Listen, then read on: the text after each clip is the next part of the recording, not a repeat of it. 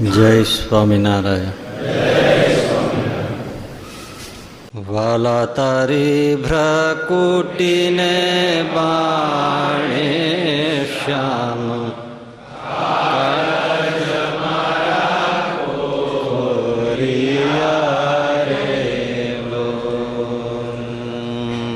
નીણે તારે પ્રેમ સખી નાથ ચિત્ત મારા ચોરિયા રે વાલા મને વશ કીધી વ્રજરાજ એ વાલમ તારા વાલ મારે મન મારું તલફે જો કાજ કડી છે ગાલ મારે નીણે તારે પ્રેમ સખીના નાથ ચિત્ત મારા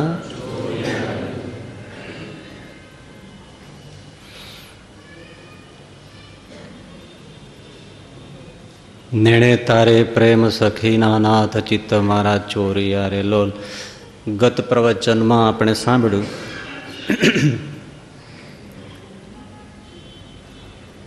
કે ભગવાનની આંખમાં હંમેશા કરુણા વહે છે.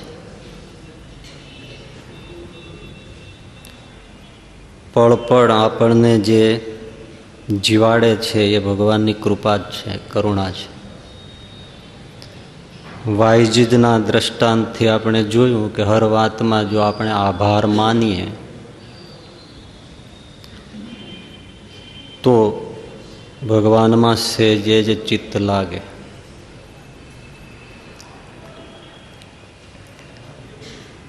કરુણામય ચારુ લોચનમ કોઈને દુખ્યો દેખી ન ખમાય દયાણી રે અતિ આકળા થાય અંધન વસ્ત્ર રે આપીને દુકટાળે કરુણા દ્રષ્ટિ રે. એ કરુણાની વાતો આપણે આગલા પ્રવચનમાં સાંભળી છે, પણ એ મનમાં યાદ રાખવાની છે, કારણ કે માર્મિક રીતે હવેની જે પંક્તિ છે એમાં એનો અનુબંધ છે.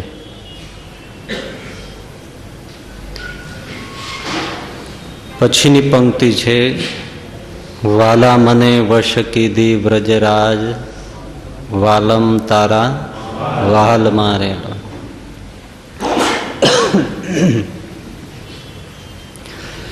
શ્રીજી મહારાજે પ્રેમાનંદ સ્વામી ઉપર કેવું હેત વરસાવ્યું હશે, કેવું વાત્સલ્ય, કેવું વહાલ વરસાવ્યું હશે કે પ્રેમાનંદ સ્વામી બોલી ઉઠ્યા કે વાલા મને વશ કીધી વ્રજરાજ વાલમ તારા વાલ મારે. હે વાલા, તમે તો મને વશ કરી લીધી.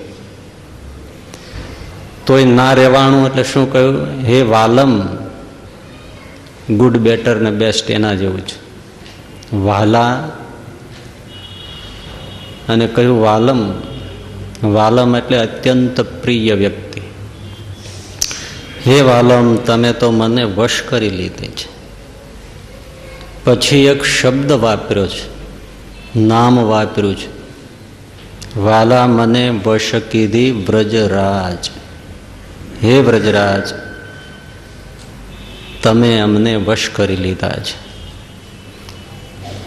આ વ્રજરાજ શબ્દ છે એ શ્રી કૃષ્ણનો છે. પહેલી વાર અહીંયા પ્રેમાનંદ સ્વામી એ શબ્દ વાપરે છે પ્રેમ અને વાત્સલ્યની વાત કરતા કરતા. કહેવાનો એમનો ભાવ એવો છે પ્રેમાનંદ સ્વામીનો, બહુ સમજીને શબ્દ નામ વાપર્યું છે કે જેમ વ્રજરાજ એટલે વ્રજના રાજ શ્રી કૃષ્ણ. શ્રી કૃષ્ણએ વ્રજને જેમ વશ કરી લીધું હતું પ્રેમથી, ભાવથી, પ્રભાવથી, સ્વભાવથી,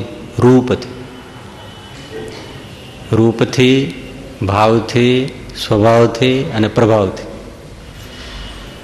જેમ શ્રી કૃષ્ણએ વ્રજવાસીઓને વશ કરી લીધા, એમ હે શ્રીજી પ્રભુ તમે પણ અમને રૂપથી, ભાવ એટલે હેતથી, સ્વભાવ એટલે કરુણાળુ સ્વભાવથી અને પ્રભાવ એટલે આપના ઐશ્વર્ય પ્રતાપથી અમને બધાને વશ કરી લીધા છે.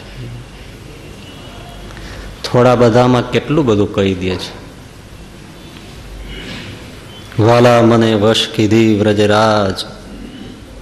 ગોપીઓના અને વ્રજવાસીઓના પ્રેમને સૌ કોઈ જાણે છે, એનો ઈશારો છે. બસ એવા જ અમને તમે પાગલ કર્યા છે, એવા વશ કર્યા છે. અને શ્રીજી મહારાજ તો સ્વયં ભાવનો દરિયો છે, પ્રેમનો દરિયો છે, વાત્સલ્યનો પણ દરિયો છે. એટલે તો ભગવાનને ભક્ત વત્સલ કહેવાય છે. શું કહેવાય છે? ભક્ત વત્સલ. એ નામનો અર્થ સમજવા જેવો છે. વત્સલ, ભક્ત વત્સલ. એ શબ્દ શાના ઉપરથી આવ્યો છે? વત્સ એટલે વાછડો. ગાયનો નાનો વાછડો હોય એને વત્સ કહેવાય. નવજાત બછડા ઉપર ગાયને કેવો પ્રેમ હોય કહો? કોઈને પાસે આવવા ના દે, એને જીભથી ચાટવા માંડે, એને જોઈને હિંહારા કર્યા કરે, એને જ ભાળે અને એટલું હેત વરસાવે કે તમે જોઈ જ રહ્યો. એમ નવજાત બછડા ઉપર ગાય જેમ વત્સલતા, હેત, વાત્સલ્ય વરસાવે છે, એવું જ વાત્સલ્ય ભગવાનને પોતાના ભક્ત ઉપર હોય છે, માટે એ ભક્ત વત્સલ કહેવાય છે.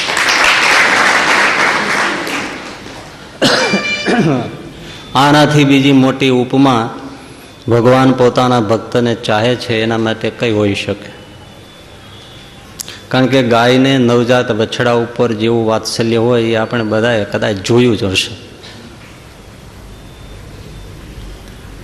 એવું ભગવાનને એવું કહીએ છીએ, પણ એનાથી અનેક ગણું, અનંત ગણું ભગવાનને પોતાના ભક્ત ઉપર વાત્સલ્ય છે, પ્રેમ છે, હેત છે. એટલે ભક્ત વત્સલ કહેવાય છે. મા બાપને જેમ પોતાના દીકરા ઉપર વાત્સલ્ય હોય છે અને એનો પક્ષ રાખે છે, ગાયને પોતાના નવજાત બછડા ઉપર જેવું વાત્સલ્ય છે અને એનો પક્ષ રાખે છે. એની પાસે કોઈ આવે ને તો હટાવી દે, પણ એને કોઈની પાસે આવવા ના દે. એમ ભગવાન પણ પોતાના ભક્તના પક્ષમાં છે. નહીતર એક દ્રષ્ટિએ તો ભગવાન કેવા છે? સમદ્રષ્ટા છે. જ્ઞાનીઓ તો એમ જ કહે છે ભગવાન સમદ્રષ્ટા છે, સમદ્રષ્ટિવાન છે. પણ સાચી વાત તો એવી છે કે ભગવાન પોતાના ભક્તના પક્ષપાતી છે. ત્યાં એને પૂરો પક્ષપાત રહે છે. મારો ભક્ત છે ને તો મારે એનો પક્ષ છે, દુનિયાને જે કેવું હોય તે કહે. અને દ્રષ્ટાંત જુઓ ને, મહાભારતનું યુદ્ધનું મંડાણ થયું અને અર્જુન અને દુર્યોધન બંને સહાય માગવા માટે દ્વારિકા શ્રી કૃષ્ણ પાસે ગયા. તો શ્રી કૃષ્ણ ભગવાને એમ કહી દીધું કે ભાઈ હું તો હથિયાર ધારણ નહીં કરું મહાભારતના યુદ્ધમાં. તો એક બાજુ હું ને એક બાજુ મારી નારાયણી સેના, જે જોઈએ તે લઈ લે. દુર્યોધને નારાયણી સેના માગી અને અર્જુને નિશસ્ત્ર એવા ભગવાન શ્રી કૃષ્ણને માગ્યા. ભગવાને અર્જુનને કહ્યું કે પણ તે મને માગીને શું હું કંઈ કામમાં તો નહીં આવું? તો કે બસ મહારાજ એક જ કામ કરજો, તમે મારા રથ સંભાળજો બસ, અને મારો રથ તમે ચલાવો, મારે કોઈ જરૂર નથી બીજી, તમે હો એટલે પૂરું થયું. અહીંયા જ અર્જુનજી મહાભારત જીતી ગયા કહેવાય. પણ એ સમજનાર સમજે ને. એમ આપણા જીવનમાં પણ એવું છે, આપણે ભગવાન પસંદ કરીએ છીએ કે ભગવાનની આ માયા છે, એ બધી નારાયણી સેના છે એ પસંદ કરીએ છીએ.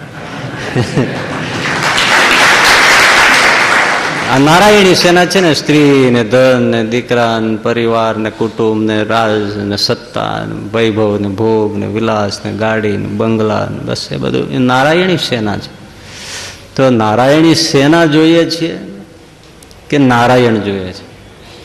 જેને નારાયણ જોઈએ છે એ આ ભવસાગરનું યુદ્ધ છે એ જીતી જાય છે. યુદ્ધનું મેદાન છે એટલે ઘણી બધી વિષમ પરિસ્થિતિઓ તો આવવાની જ છે ને. કે અર્જુને ભગવાનને પસંદ કરી લીધા એટલે પછી કઈ ઓલા સામે ચાલી આવીને બધું આપી દે કે લઈ જાઓ બધું, એ તો લડવું જ પડે ને.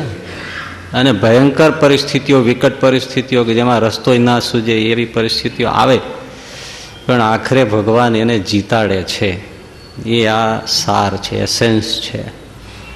તો પછી મહાભારતનું યુદ્ધ શરૂ થયું અને અર્જુન હિંમત હાર્યા તો ભગવાન એને બેઠા કર્યા કે હવે તારે તો લડવું જ પડે. અહીંયા જ ઘણા ગૂંચવાઈ જાય છે. ગીતાને શું માનવું? હિંસાવાદી માનવી કે અહિંસાવાદી? હજારો લાખોનો કચરઘાણ કાઢી નાખવા માટે જ ગીતાએ આહવાન કર્યું ને, એટલે જ હમણાં રશિયામાં વિવાદ થઈ ગયો ને.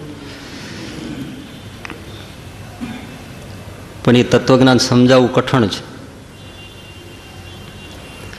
મહાભારતનું યુદ્ધ પછી શરૂ થયું અને સામે કૌરવના પક્ષે ભીષ્મદાદા સેનાધિપતિ, 125 વર્ષનો ભાભો, અનુભવમાં ઉતરેલો પૂરેપૂરો, કેટલાય ચોમાસા જોઈ લીધેલા, ઘાટ ઘાટના પાણી પીધેલો ભાભો, અને સામે અર્જુન, એ તો છોકરું જ ગણાય ને. અને યુદ્ધ મંડાયું ને ભાઈ જે ઘમસાણ માંડ્યું છે, ભીષ્મ દાદા પણ જે કાપા કાપી કરે છે, છતાંય 9 દિવસ પસાર થઈ ગયા પણ કોઈ પરિણામ આવ્યું નહીં. અર્જુનને દુર્યોધનને અપેક્ષા હતી ભીષ્મ દાદા છે તો એ 2-3 દિવસમાં તો ટપોટપ પૂરું કરી નાખશે, પણ આમાં કાંઈ ટેસ્ટ મેચનું કાંઈ રિઝલ્ટ આવ્યું નહીં. પછી દુર્યોધન જરા ખીજાઈ ગયા છે ભીષ્મ દાદા ઉપર ને 9મીની રાત્રિએ બહુ કટુ વચન બોલ્યા છે, તમે ખાવ છો મારું અને એ જ તમે અર્જુન ઉપર રાખો છો, પાંડવો ઉપર, એટલે કોઈ પરિણામ આવતું નથી. તમારા કરતાં મેં કર્ણને મહારથી બનાવ્યો હોત તો સારું હતું. આવી બધી વાતો કરીને કર્ણનું નામ લીધું ને ભીષ્મ દાદાને ખાર ચડી. એને તે યાદ જ કેમ કર્યો? પછી પ્રતિજ્ઞા કરી કે કાલ સૂર્યાસ્ત થાય ત્યાં સુધીમાં કાં પાંડવો નહીં કાં હું નહીં, બસ. અને પછી એ 10માનો સવાર ઉગ્યો ને યુદ્ધ શરૂ થયું. પણ ભગવાન શ્રી કૃષ્ણએ પ્રતિજ્ઞા કરેલી, હું હથિયાર ધારણ નહીં કરવું, એ પ્રતિજ્ઞા જ્યારે એમણે કરી ભીષ્મ દાદાને જાણવામાં આવી ત્યારે ભીષ્મ દાદાએ સામે પ્રતિજ્ઞા કરેલી, મહાભારતના યુદ્ધમાં હું શ્રી કૃષ્ણને હથિયાર ન ધરાવું તો હું મારું નામ દેવવ્રત ભીષ્મ કહેવાનું સદાને માટે બંધ કરી દઉં. ગંગાપુત્ર ભીષ્મના કહાવું, હું એના હાથમાં હથિયાર ધરાવું જ. આ ગજબ. આની 10મીનો યુદ્ધ થયું છે, ભયંકર તુમુલ જેને યુદ્ધ કહેવાય ને. આકાશ પાતાળ ધરતી ધ્રુજવા માંડે, દેવતાઓ ભયભીત થઈ જાય, પોતાના કપડા બપડા બધા બરાબર પકડી રાખે, એવું ભયંકર જોવાથી ત્રાસ થઈ જાય એવું. બાણની એટલી વર્ષા કરે, એટલો કચરગાળ ઉછળે, નાગબાણ જેમ આસમાનમાં અધરધડબડથી છીસી ઉડે, પછી ફેલાણા રક્ત થર રતિદળ ફેલિયા, બાપડા હાથીને અશ્વ ડૂબે, પવન ઘોર ઝપાટે, કેળ વન ધર પડે, એમ પૃથુસર કંઈકના ઢૂંઢ પડ્યા, મારો મારો થવાનો. અર્જુન ક્ષત વિક્ષત થવા માંડ્યા, કવચ તૂટવા માંડ્યા, ધજા પતાકા ઉડવા માંડ્યા, રથ હાલક ડોલક થવા માંડ્યો, ભગવાન શ્રી કૃષ્ણને પણ બાણ વાગવા માંડ્યા, એના પણ કવચને અસર કરવા માંડી. ભગવાન શ્રી કૃષ્ણ ચિંતામાં પડી ગયા, આ ડોહો રહેવાને જ દેવાનો, આજે વીણી જ લેવાનો છે. પણ એમ લાગ્યું કે ભીષ્મ હવે ઉપાડી લેશે અર્જુનને, એવું લાગ્યું અને પોતાની પ્રતિજ્ઞા મેલ પડી, મારી છલાંગ અને ભાંગેલા તૂટેલા રથ હતા ને યુદ્ધમાં એનું પૈડું હાથમાં લઈને એને સુદર્શનની ચક્રની જેમ આંગળીએ ચડાવીને ફેરવતા ભીષ્મ દાદાની સામે દોડ્યા, મારી જ નાખું, રેવા જ ના દઉં. હવે અર્જુને ધરતી માતાએ વિનંતી કરી, મારે તમારી પ્રતિજ્ઞા તૂટે છે, હથિયાર તમારે ધારણ નથી કરવાનું. તો કે હિસાબ પછી સમજી લઈશું.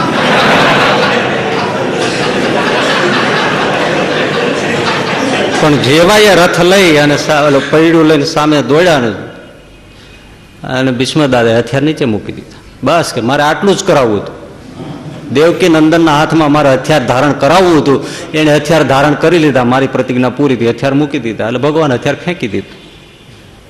ભીષ્મ દાદા કે બસ મારી પ્રતિજ્ઞા પૂરી. તો શું પ્રતિજ્ઞા તમારી?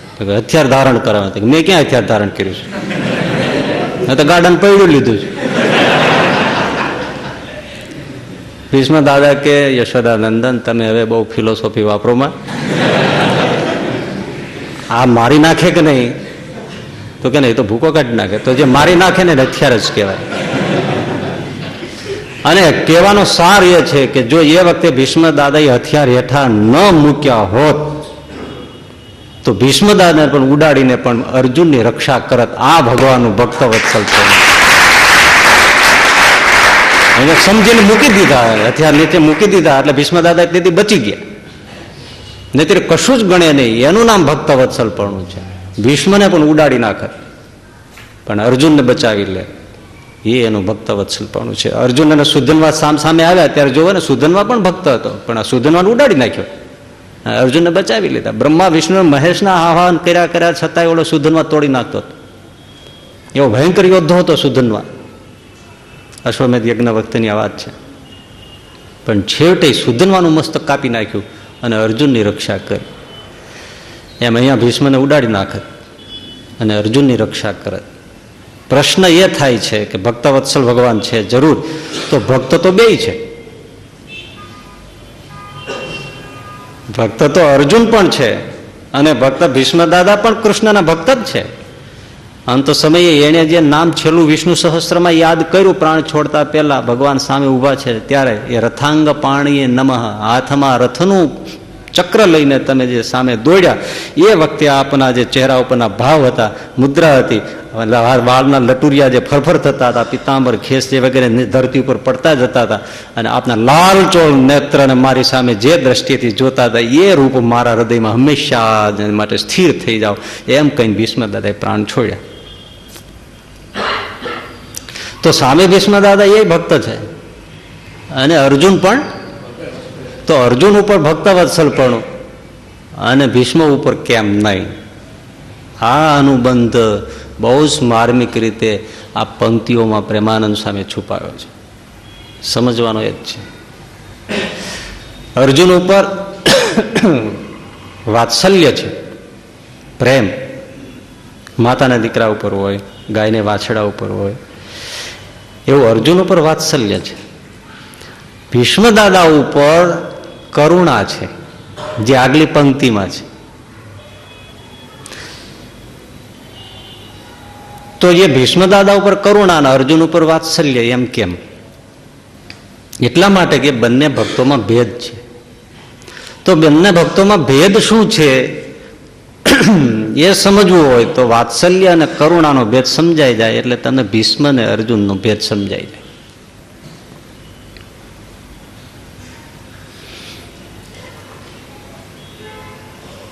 કરુણા કોને કહેવાય? તમે બજારે જતા હો અને કોઈ ગરીબ બાળકોને જુઓ, ભૂખ્યા બાળકોને જુઓ, દિનહીન માંદા લોકોને જુઓ, અપંગ અંધને જુઓ, અને તમે એને જે મદદ કરવા માટે પ્રયાસ કરો, મદદ કરો, એની સેવા કરો, એને કરુણા કહેવાય. પણ તમે ઘરે આવો અને તમે તમારા બાળકને જુઓ, બાળક તમને જુએ અને બાળક તમને મળવા માટે દોટ મૂકે, તમે બાળકને મળવા દોટ મૂકો અને બાળકને તમે તેડી લ્યો અને છાતી ચરસો ચાપીને તમે જે વાત્સલ્ય વરસાવો એને વાત્સલ્ય કહેવાય. પ્રેમ વરસાવો એને વાત્સલ્ય કહેવાય. પેલાને કરુણા કહેવાય, આને વાત્સલ્ય કહેવાય. વાત્સલ્ય બહુ ઊંચી ભૂમિકા છે અને કરુણા છે એ નીચી ભૂમિકા છે.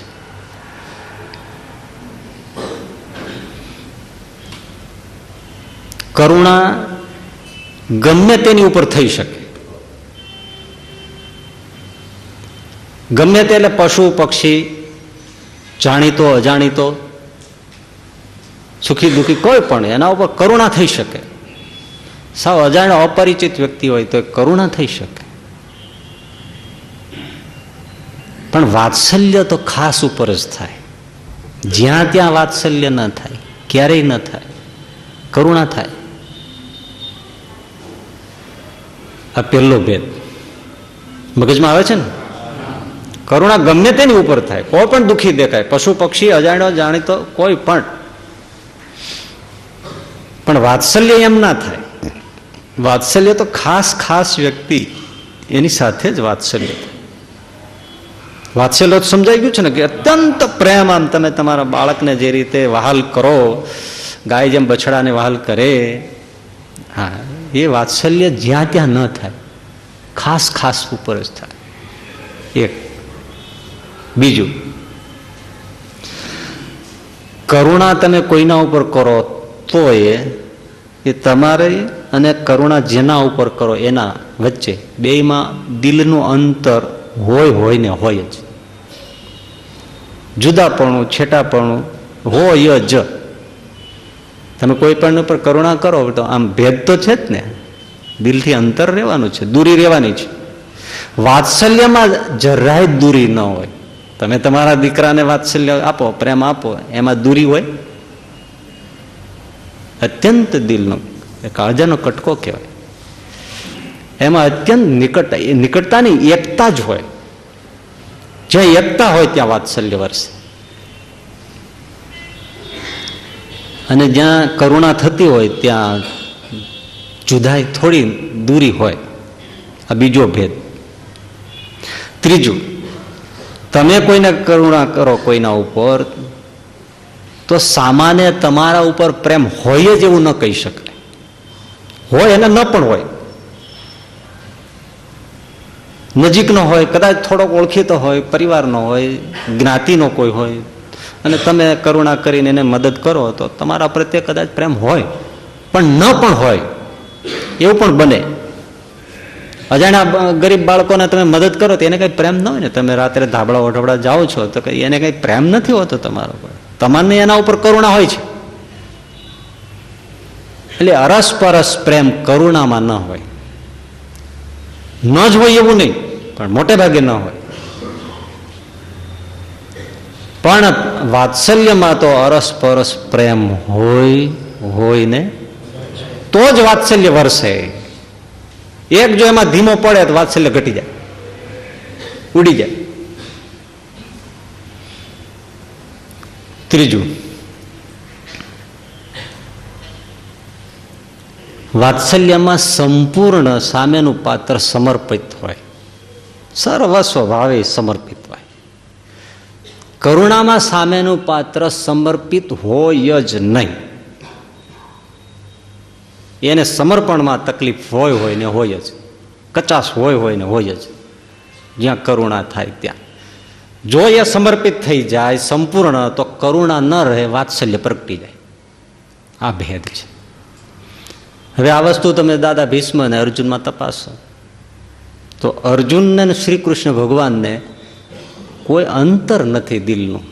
બંને સખા છે. સખેતી મત્વા, મિત્રોમાં અંતર ક્યાં? તો ભગવાન શ્રી કૃષ્ણ કે ભીષ્મને નથી કહી શકતા, ભીષ્મ અર્જુનને કૃષ્ણને નથી કહી શકતા તમે મારા સખા છો. ભક્ત છે પણ અંતર છે. અર્જુનને ભગવાનનું જેવું એકતા છે એવી ભીષ્મ દાદાને કૃષ્ણને એકતા નથી. થોડું દૂરી છે. ભક્ત તો છે પણ થોડુંક છેટાપણું છે, દિલની જુદાઈ છે. અને જેવો અર્જુન અને શ્રી કૃષ્ણના રસપરસ પ્રેમ છે એવો પ્રેમ ભીષ્મ દાદાને અને કૃષ્ણને નથી. કારણ કે ભીષ્મ દાદાનું છે ને જ્ઞાનનું અંગ છે, એને પ્રેમનું અંગ નથી. અર્જુન તો શ્રદ્ધાળુ છે અને અત્યંત ભાવુક છે. એ તો કંઈ પછી ભગવાન કૃષ્ણ ઉપર હેત મૂક્યા પછી એ કંઈ ધર્મ અધર્મ જોવા ઊભા નથી રહેતા. એટલો બધો એકતાય છે અને પ્રેમ છે. સગા બેન સુભદ્રાનું એમ કહ્યું કે તું આનું અપહરણ કરી જાય, તો અર્જુન તૈયાર થઈ ગયા કે આવું ના થાય ને આવું ના કરાય, પછી લોકમાં આપણને શું કહે, એ કશું એમણે વિચાર્યું નથી. જીવવું છે ને, સમાજમાં જીવવું છે. પ્રશ્ન વિચારો ને તો કોઈ આ ના કરે, તમે શું આ કરો છો, તમે આ ભેળા રહીને આ ધંધા કરતા હતા. પણ ભગવાન શ્રી કૃષ્ણનો ઈશારો સમજ્યા કે તમે આને લઈ જાઓ, તો સુભદ્રાનું અપહરણ કર્યું. એ કેટલી નિકટતા, કેટલો પ્રેમ. ભીષ્મ દાદાને જ્ઞાનનું અંગ છે, પ્રેમનું અંગ નથી. એટલું પ્રેમી જરૂર છે, એને આંસુ આવે છે નથી એવું નથી, પણ પ્રધાનપણે તો એ જ્ઞાની પુરુષ છે, અનંત જ્ઞાન સમાવીને બેઠા છે. એટલે તો જ્યારે મરણ પથારીએ છે શૈયા ઉપર, ત્યારે ભગવાન શ્રી કૃષ્ણ કહે છે યુધિષ્ઠિર સમેતને કે એમની પાસેથી જ્ઞાન લેવા જેવું બધું લઈ લ્યો. અને પછી એમણે જે બધું વહાયું છે મોક્ષ ધર્મ વગેરેમાં અદ્ભુત જ્ઞાન કહ્યું છે. અને ભગવાન શ્રી કૃષ્ણએ એમના અવસાન ઉપર જે શબ્દ વાપર્યો એ જ્ઞાનનો દીપ બુજાય છે. આજે ભારત વર્ષનો પ્રજ્વલિત જ્ઞાન દીપ બુજાય છે એવું ભગવાને કહ્યું છે.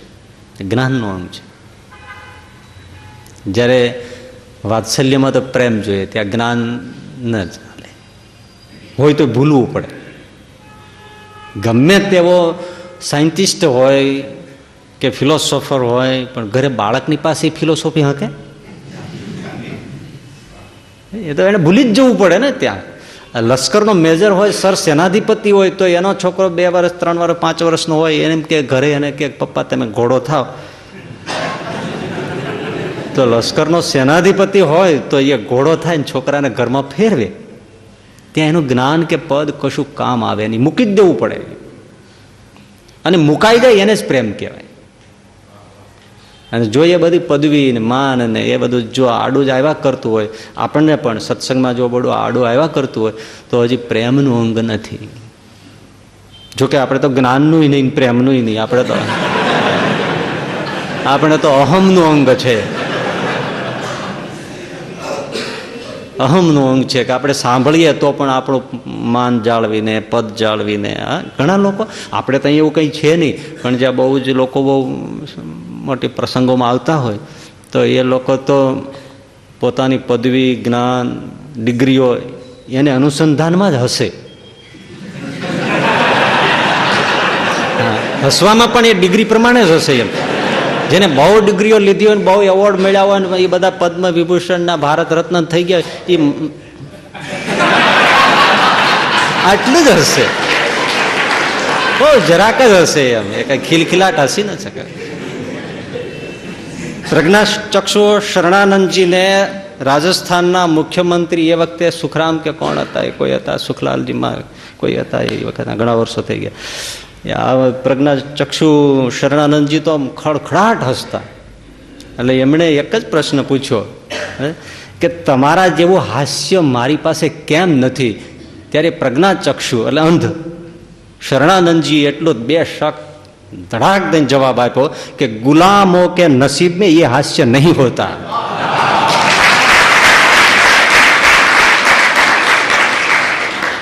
જે અનેક પ્રકારની ગુલામીમાં જીવે છે, પદની ગુલામી, સત્તાની ગુલામી, પૈસાની ગુલામી, બૈરા છોકરાની ગુલામી, સમાજની ગુલામી, આ બધી અનેક પ્રકારની ગુલામીમાં જે જીવે છે એના નસીબમાં હાસ્ય નથી હોતું. તો જ્ઞાન અવરોધક છે. મુક્તિની પરિભાષા કરનારા આજના ચિંતકો તો એમ કહે છે ને, બુદ્ધથી માંડીને ઘણા કહે છે એ મુક્તિ જોઈતી હોય તો શું કરવું? તો તમે જે જાણો છો ભૂલી જાઓ. કોરી સ્લેટ થઈ જાઓ એટલે મુક્તિ છે. તમે જાણી જાણીને એટલા સંસ્કાર નાખ્યા છે બધું ગ્રહણ કરી કરીને કે ઉલટાનું તમારું ચિત્ત વિક્ષેપ થઈ ગયું છે. એ બધું કોરું કરી નાખો, ભૂલી જાઓ તો તમે મુક્ત જ છો.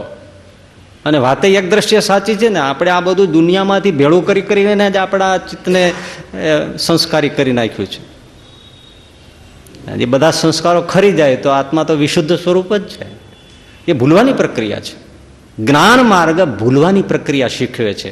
કોઈ પણ હિસાબે તમે ભૂલી જાઓ, આ બધું ભૂલી જાઓ, બધું જ ભૂલી જાઓ કે આ દેહ, ઇન્દ્રિયો, અંતઃકરણ હું છું એ બધું ભૂલી જાઓ. અને જે શૂન્ય ભાવ વધે એ તમે છો.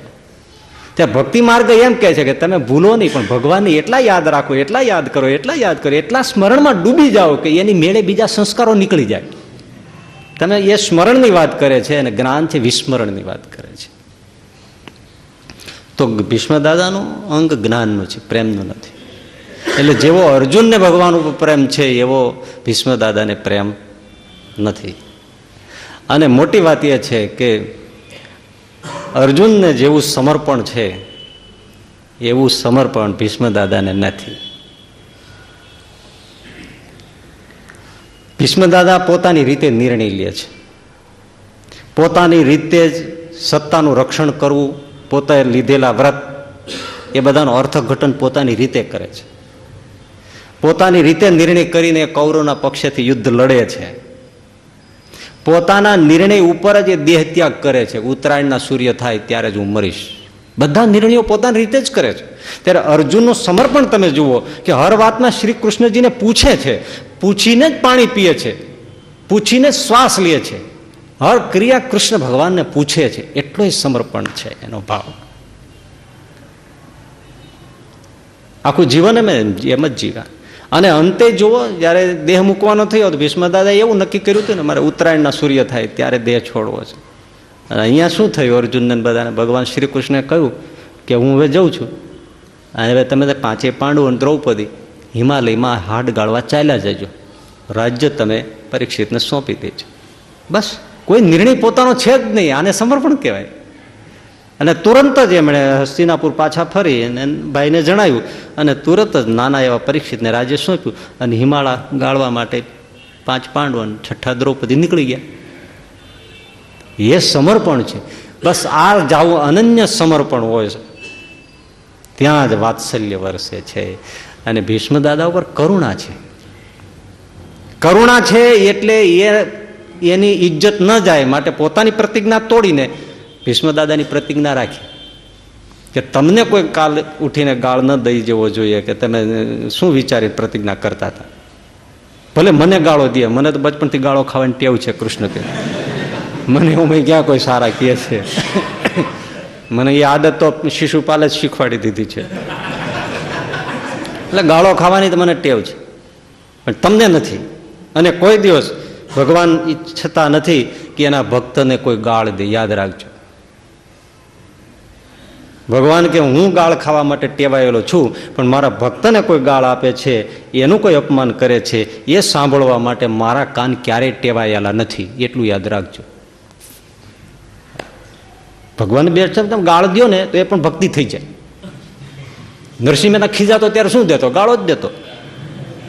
તું બે બાપનો છો ને તું બે માનો છો, કોઈને કહી તો જોવો.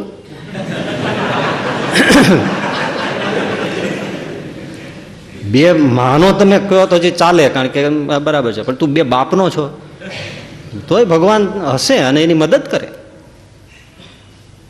ગાળો જ દે. તુકારામે ખીજાઈ જાય ત્યારે ગાળો દેવા માંડે. નરસિંહ મહેતા એ જ કરે. એટલે એમને તમે કદાચ ગાળો આપો, આપવી ના જોઈએ, આપવા માટે કક્ષા જોઈએ, પણ એ પોતાને કોઈ ગાળો આપે તો એને એ દુષ્ટોના ઉદ્ધાર કરે છે ને. શા માટે? એ ગાળોને, અપમાનને, તિરસ્કારને, પોતાના પ્રત્યે ફેંકેલા બધાને એ ભગવાન સ્તુતિ જ માને છે કે કમસે કમ તો એ ગાળો દઈને મારા મન રાખે છે. પણ મારા ભક્તને જો કોઈ ગાળ આપે તો પછી મારા જેવો કોઈ ભૂંડો નહીં, એમ ભગવાનનો સ્વભાવ છે. એટલે ધ્યાન રાખવું. પણ આપણે શું ઉલટું કરીએ છીએ? આપણે ભગવાનની ઇજ્જત રાખીએ છીએ અને ભગવાનના ભક્તની બેઇજ્જતી કરીએ છીએ. એટલે ભગવાનના વહાલા નથી થતા. મારે જે વચનામૃતમાં નથી કીધું, કોઈ સંત ભક્તોનું કોઈ અઘટિત બોલે, નિંદા કરે, અવગુણ ગાય, તો પછી એમને એના હાથનું અંજળ પણ ભાવતું નથી, એટલે ગમતું નથી. તો ભીષ્મ દાદા ઉપર કરુણા છે, તો પોતાની પ્રતિજ્ઞા તોડીને પણ ભીષ્મ દાદાની પ્રતિજ્ઞા રાખી. એમનો અંત સમય આવે તો સામેથી ભગવાન દોડીને આવે છે, એ કરુણા છે. પણ યાદ રાખવા જેવું છે કે કરુણા છે એ નીચી ભૂમિકા છે અને વાત્સલ્ય છે એ સર્વોચ્ચ ભૂમિકા છે. આ આપણે બધા બેઠા છીએ ને, એ બધા જ, અરે બધા જ જીવ પ્રાણી માત્ર, પણ આ તો આપણે વાત કરીએ છીએ, બધા જ ભગવાનને માટે કરુણાના પાત્ર છે. આપણે કરુણાના પાત્ર છીએ. આપણા પર ભગવાનને કરુણા કરે એ યોગ્ય છે, અને કરે છે, કરતા રહેશે.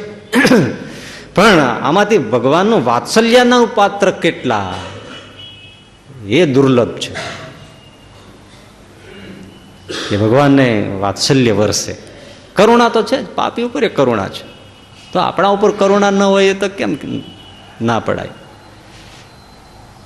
પણ વાત્સલ્ય એ ક્યાં? તો એ વાત્સલ્ય ભગવાનને આપણા ઉપર વરસે, એ આ બે પંક્તિમાં પ્રેમાનંદ સ્વામીનું નિરૂપણ છે, કે જે આપણે એટલા માટે જ વિસ્તારથી મથતા હતા. પ્રારંભ કરુણા સમજવામાંથી છે. ભગવાન આપણા ઉપર જે જે ઉપકાર કરે છે, જે જે કરુણા કરે છે, એને જો આપણે સમજીએ તો આપણને ભગવાનમાં પ્રેમ થાય. અને એ પ્રેમ જેટલી આપણે કરુણા સમજીએ એટલો પ્રેમ વધતો જાય, અને આખરે સમર્પણમાં પલટાઈ જાય, એટલે વાત્સલ્ય વરસી પડે. શરૂઆત કરુણાની સમજથી, પ્રેમનો માર્ગ, અને મંજિલ વાત્સલ્યતા. એટલે જ પ્રેમાનંદ સ્વામીને દાદ દેવી પડે કે એમણે પહેલા નેણે તારે પ્રેમ સખીના નાથ ચિત્ત મારા ચોરિયાલયા આંખનું નિરૂપણ કર્યું.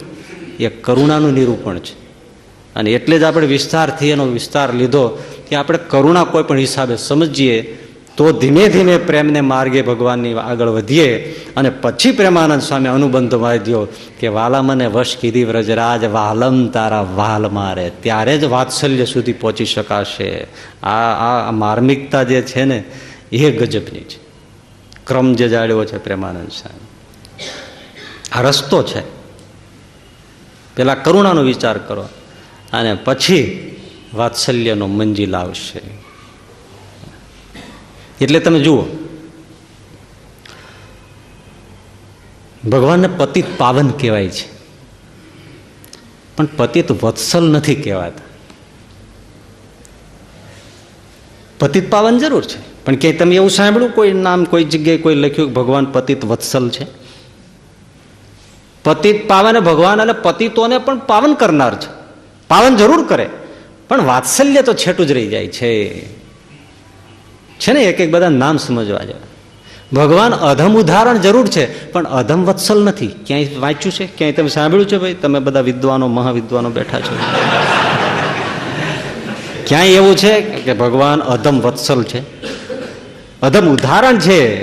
અધમમાં અધમનો ભગવાન ક્ષણમાં ઉદ્ધાર કરે, કૃપા કરીને ઉદ્ધાર કરે, પણ વાત્સલ્ય તો બાકી જ રહી જાય છે. ભગવાન ગરીબ નિવાજ છે, ગરીબોના બેલી છે, પોષક છે, સહાયક છે, રક્ષક છે, પણ ગરીબ વત્સલ નથી. ગરીબને જોઈએ બધી મદદ કરે, કરુણા કરીને, કૃપા. પણ વત્સલ તો ક્યાં છે? ભક્ત વત્સલ. ભક્ત ઉદાહરણ નથી નામ, ભક્ત પાવન નામ નથી, ભક્ત નવાજ નામ નથી, પણ ભક્ત વત્સલ નામ છે. ભક્તને માટે એને વાત્સલ્ય છે. એનો અર્થ શું છે? વાત્સલ્ય જોઈતું હોય ભગવાનનું. કરુણાના તો અધિકારી છીએ, કરુણા અત્યારે પણ આપણને આપે છે અને કરુણા આપશે જ. ભૂલે ચૂકે નામ લેતો હોય, હાથ જોડતો હોય, સેવા કરતો હોય તો અને ન કરતો હોય તોય ભગવાન કરુણા કરે. પણ વાત્સલ્ય પામવા માટે ભક્ત થવું પડે. આ શરતી નામાભિધાન છે.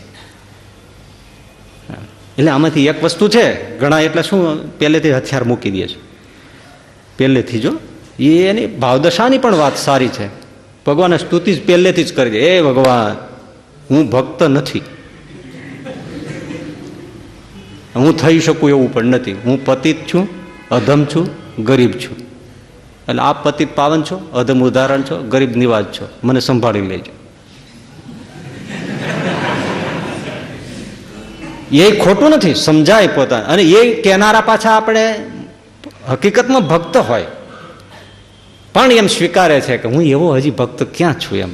કારણ કે જેમ જેમ આપણે ભક્તિમાં આગળ વધીએ એમ એમ આપણને એમ થાય છે કે ઓહો હજી તું કાંઈ કરતો નથી, હજી તું કાંઈ કરતો નથી. મુક્તાનંદ સ્વામીમાં શું કચાશ હોય તો એમ કે મહારાજ વાલા રમજમ કરતા આવો કાન મારે કે હું તો છું ગણી નગણી નાર, મારામાં કોઈ ગુણ જ નથી. લ્યો, હું નગુણી છું. કોણ કે? મુક્તાનંદ સ્વામી. જ્યારે બધા જ એમ કહે છે, ખુદ શ્રીજી મહારાજ એમ કહે છે, બીજા સાધુ વૈરાગીઓ પણ મુક્તાનંદ સ્વામી નામ સાંભળીને એમ કહેતા કે સ્વામિનારાયણ પાસે મુક્તાનંદ નામે સાધુ છે એના જેવી સાધુતા કોઈમાં નથી, એટલા ગુણ એનામાં છે. ત્યારે એ જ મુક્તાનંદ સ્વામી એમ કહે છે કે હું તો નગુણી છું, મારામાં કંઈ ગુણ નથી. એવું સમજાય એ ઉત્તમતા છે. પણ ભક્ત વત્સલ, ભગવાનનું વાત્સલ્ય જોઈતું હોય તો ભક્ત અવશ્ય થવું જ પડે. અને એ સમર્પિત ભક્ત, લોચા પોચા નહીં. અને સમર્પિત એટલે પોતાની પાસે જે કાંઈ શક્તિ, જે કાંઈ સંપત્તિ, જે કંઈ હોય એ બધું જ ભગવાનનું છે, મારા માલિકનું છે એમ કરીને જીવે એને સમર્પિત કહેવાય. બીજું, એની જેવી મરજી, સુખમાં રાખે કે દુઃખમાં રાખે, જેમ રાખે તેમ. હમ રાજી હે જીસ પે તેરી રજા. બસ કઠણ છે, બોલી નાખવું, વ્યાખ્યા કરવી, સાંભળવું બધું સહેલું છે. પણ એ પ્રમાણે હમ રાજી હે જીસમે તેરી રજા હે એમ જીવવું બહુ કઠણ છે. જરાક કાંઈ થાય તો અરર થઈ જાય છે ને. ત્યારે સુખમાં એ દેખાય, દુઃખમાં એ દેખાય. એવો જે સમર્પિત ભક્ત છે એના ઉપર વાત્સલ્યતા વરસે છે. અને એવું જ્યારે આપણે વિચારવા બેસીએ કે શ્રવણ કરીએ ત્યારે સૌથી પહેલાં આપણને દાદા ખાચર યાદ આવે છે ને. સમર્પિત અમસ્તા કંઈ શ્રીજી મહારાજ દાદો, મારો દાદો, દાદો એમ થોડા કરે. લ્યો બોલો કેટલું સમર્પણ છે. જવાબ ત્યાં વાત્સલ્ય છે, તમે જોજો. ત્યાં કરુણા નથી. અને એ દાદા ખાચરને કરુણાની ભીખ માગવાની જરૂર પણ હોતી નથી. જેને વાત્સલ્ય પાત્રતા આવી એને કંઈ ભગવાનને મંદિરે જઈને ખોળો પાથરવાની જરૂર જ નથી. અને ખોળો પાથરે પણ નહીં તો એ સમર્પિત કહેવાય નહીં. દાદા ખાચરે કોઈ દિવસ મહારાજ પાસે કંઈ ફરિયાદ કરી હોય કે મહારાજ આનું શું કરશું, તો એક વિધાન તમને મળે નહીં. અને સમર્પણ કેવું. શ્રીજી મહારાજ કે દાદા આ બધો ગરાસ છે ને, તમે ખેતીવાડી આ તે ગામડાઓ સહિતનું બધું જે બધું એ તમારી બહેનોને તમે લખીને આપી દો. આ કંઈ રિહર્સલ નહોતું, કોઈ નાટકની સ્ક્રિપ્ટનું રિહર્સલ નહોતું, હકીકત ઘટતી. અત્યારે સાંભળી લેવું સહેલું છે કારણ કે આપણને ખબર છે પછી કાંઈ પડાવી નથી લીધું. પણ જ્યારે થતું હોય ત્યારે તો રિયલ વાસ્તવિક વાત હોય કે તમે તમારું બધું જ તમારા બહેનોને આપી દો, તમારે શું જરૂર છે. ભલે મહારાજ હું લખી દઉં. અને દાદા ખાચર લખી આપે, ત્રામાના પત્રે લેખ કરી અને જીવબા લાડુબાને આપી દે. લ્યો મહારાજ કે આ બધું તો બહેનોનું છે, તો અહીં શું પીડ્યો છો, અહીંથી જતા રહ્યો, તમારું કાંઈ નથી. અને દાદા ખાચર એમ જ માથે પાઘડું મૂકીને હાલતા થઈ. કેમ થાય? આપણે તો તમારે ત્યાં કોઈ એવી રીતે સાધુ સંતો આવે અને તમને ખબર હોય કે આ ખાલી નાટક કરે છે, કે તમે ખાલી કાગળ ઉપર લખી દો કે મારી તમામ મિલકત હું આમને આપી દઉં છું, તો એમ થાય કે નહીં પડાવી લે. તો ભલે નાટક છે પણ નહીં પડાવે તો લખતા જીવ ચાલે નહીં કાંઈ છે ને. આમ કલ્પના જો તમે કરો થાય નહીં કે મારી તમામ પ્રોપર્ટી છે હું આમને આપી દઉં છું. કઠણ છે. ત્યારે આપી દીધું ને હાલતા થઈ ગયા. મહારાજની આંખમાં આંસુ આવી ગયા. ક્યાં જશે? ભગવાનને ચિંતા છે, દાદાને ચિંતા નથી. હું ક્યાં જઈશ? મહારાજે પડકારો કર્યો, કરે એવો દાદા. હા મહારાજ. તું ક્યાં જઈશ? તો કે જઈશ ભાવનગર બાજુ, ક્યાંક નોકરી મળી જશે તો રહીશ ચોકિયાત તરીકે, ગમે તે રીતે મને. તો ત્યાં તને શું મળે? કે વર્ષે 100 રૂપિયા જેવું મળી જાય તો મારું જીવન ચાલી જશે. તો એટલું જ ને, 100 રૂપિયા મેળવવા માટે બીજે જવું તો તમને 100 રૂપિયા બહેનો આપશે અને તમે અહીંયા કામકાજ કરો. ભલે મહારાજ. અને બહેનોના નોકર તરીકે 100 રૂપિયા રીતસર વર્ષે લેવાના, એથી એક વધારે રૂપિયો નહીં, એમ જીવવાનું. ને એમાંથી એમને પાછો પરિવાર હો, એમને એમ 2 પત્નીઓ આ તે બધું જે હોય તે બધું એમાંથી નિભાવ કરવાનો. 100 રૂપિયાથી 1 રૂપિયો વધારે મળે નહીં. બોલો. એ બહેનો પાસે લખાવી લીધું. પછી બહેનોને જઈને મહારાજ પછી પાછા કહે કે આ તમે છો તો તમે તો સાંખ્ય પાળો છો, તમારે રાજકાજને શું જરૂર છે? તો કે શું કરીએ મહારાજ, અમને બધું સોંપી દો, તમને સોંપી દે. એમને પાછું કાગળમાં લખીને આપી દીધું લાધા ઠક્કર પાસે. મહારાજ કે કાગળ તો ઉંદર કાપી નાખે ને કાલે સવારે ખોવાઈ જાય, ફાટી જાય, સડી જાય, એનો શું ભરોસો? તાંબાના પતરામાં લેખ કરી આપો. અને તાંબાના પતરામાં લેખ કર્યો, હજી પણ એ લેખ છે. જીવવા લાડુભાઈ એ બધું લખી દીધું. લ્યો મહારાજ, આ તમને સુપ્ર. એ બહેનો છે, બૈરાઓના દેહ છે, તો એ મહારાજ પાસે ત્યાં એકદમ પ્રકૃતિ ભરી ગઈ. તો આ બધું મારું છે ને? હા પ્રભુ તમારું જ છે. તો અહીંથી નીકળી જાઓ. નીકળી ગયા. દાદા ખાચર નાના 5 વર્ષના હતા. એમને રોટલો આજે એની પહેલાના પ્રસંગમાં છે, તો એ બહુ પ્રસંગ પહેલાં બન્યો છે. એકવાર જ્યારે મહારાજે એમ કાઢવી મૂક્યા તો રોટલો ખાવા નથી દીધા. નાના હતા એ વખતે. તોય જીવબાન ડાલુબા એમને લઈને નીકળી જાય છે. અને આમ પછીનો પ્રસંગ હોય તોય બધું મૂકીને નીકળી જાય છે. કેવા કેવા છે. રહેણાંક ઘર હોય તો એ કેટલી વાર ફેરવા આવે. આ બધા લબાચા ઉપાડો, અમારા અહીંયા અમારે રહેવું છે. અને રહેણાંક ઘર ફેરવવું એ બધું કઠણ છે. એક વાર નહીં, કેટલી વાર ફેરવા આવે. તો જ મુક્તાનંદ સ્વામીને એવું લાગેલ, હાથ જોડે કે મહારાજ આ ગામધણી દરબાર કહેવાય, વારે વારે ઘર ના ફેરવાય, સારું ન લાગે. મહારાજ કે એવું છે, હવે નહીં ફેરવી. પણ અમે કંઈ એના ઉતારા ફેરવતા નથી. અમે તો એના મનની ભાવની જે ભૂમિકા છે એ અમે તપાસીએ છીએ. આ સમર્પણ છે. ત્યારે જ એકવાર જ્યારે દાદા ખાચરને મહારાજે કાઢી મૂક્યા ત્યારે વાસુદેવ નારાયણના ઓરડાની સામેની થાંભલી પકડીને શ્રીજી મહારાજ ઊભા ઊભા રડતા હતા.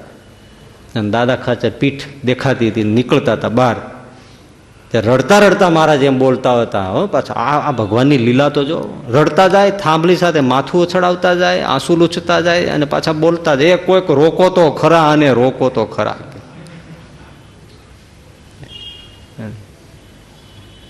આવું જે સમર્પણ, એના ઉપર વાત્સલ્ય છે.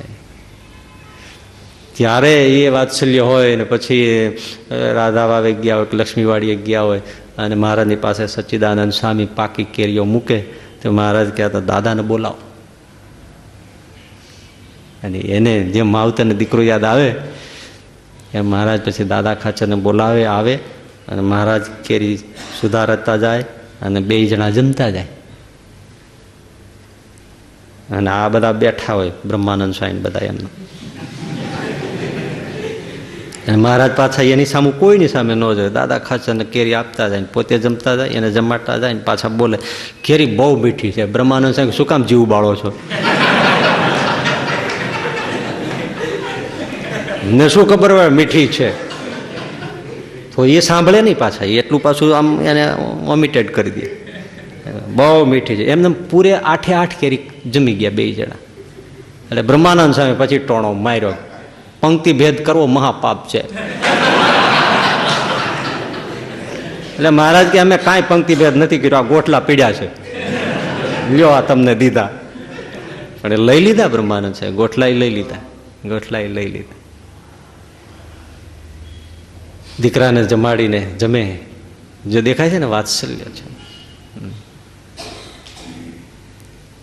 અને બીજા પ્રસંગો આપણે આગળ કયા છે કે ક્યાંય પણ દાદા ખાચર ઉપર આપત્તિ આવે, હુમલો આવે, કોઈ ચડાઈ થાય તો શ્રીજી મહારાજ હથિયાર બાંધીને ઊભા થઈ જાય.